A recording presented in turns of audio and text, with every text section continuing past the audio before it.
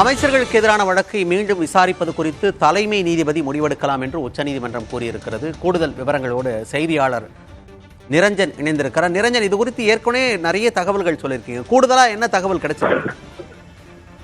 மணிமாறன், அதாவது இப்ப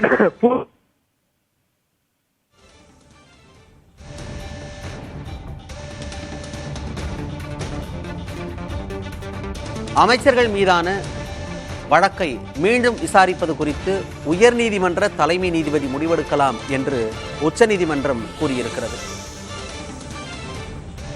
யார் அந்த வழக்கை கையில் எடுத்தார்களோ அவரே விசாரிக்கலாமா அல்லது வேறு அமர்வுக்கு மாற்ற வேண்டுமா என்பது குறித்தெல்லாம் தலைமை நீதிபதி, குறிப்பாக சென்னை உயர்நீதிமன்றத்தின் தலைமை நீதிபதி முடிவெடுக்கலாம் என்று உச்சநீதிமன்றம் கூறியிருக்கிறது.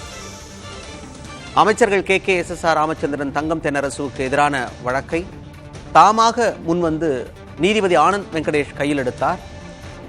அதற்கு எதிராக அமைச்சர்கள் தரப்பில் மேல்முறையீடு செய்யப்பட்டது உச்சநீதிமன்றத்தில்.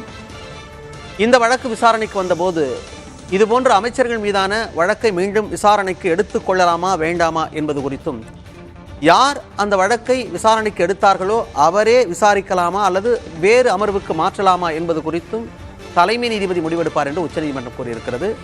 மீண்டும் நிரஞ்சன் இணைந்திருக்கிறார். நிரஞ்சன், இது குறித்து ஏற்கனவே பல்வேறு தகவல்களை நீங்க பகிர்ந்துட்டீங்க. இப்ப கூடுதலா என்ன விவரங்கள்லாம் கிடைச்சிருக்கு? அதாவது மணிமாறன், இனி சிங்கிள் ஜட்ஜ் ஆனந்த் வெங்கடேஷ் இந்த வழக்கெல்லாம் விசாரிக்க முடியாது அப்படின்றத நம்ம புரிஞ்சுக்க வேண்டியதா, இன்டர்பிரேஷன் பண்ணிக்க வேண்டியதா இருக்கு. இது உத்தரவா கிடையாது, புரிஞ்சுக்க வேண்டியதுதான். அதே நேரத்துல கடைசியா இந்த வழக்கை முடிக்கும் பொழுது நீதிபதிகள் சிரிச்சுக்கிட்டே ஒரு விஷயத்த சொன்னாங்க.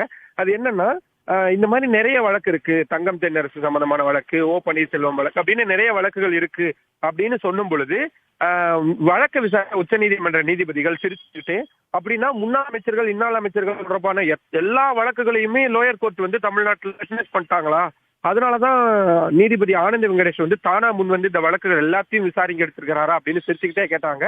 இல்ல, வேற வேற வழக்குகள், வேற வேற சர்க்கம்ஸ்டன்ஸ்ல நடந்த வழக்குகள் தான். பட் ஆனா சில குறிப்பிட்ட வழக்குகளை மட்டும் அவர் விசாரணைக்கு எடுத்திருக்கிறாரு அப்படின்னு பதிலளிக்கப்பட்டது.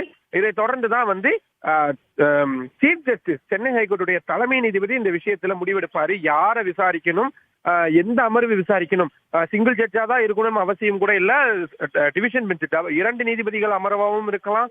இன்னும் சொல்ல போனா சீஃப் ஜஸ்டிஸ் அவராகவே கூட அந்த வழக்கை விசாரிக்கலாம் அப்படின்னு நிறைய விஷயங்களை கிளாரிஃபை பண்ணியிருக்கிறாங்க.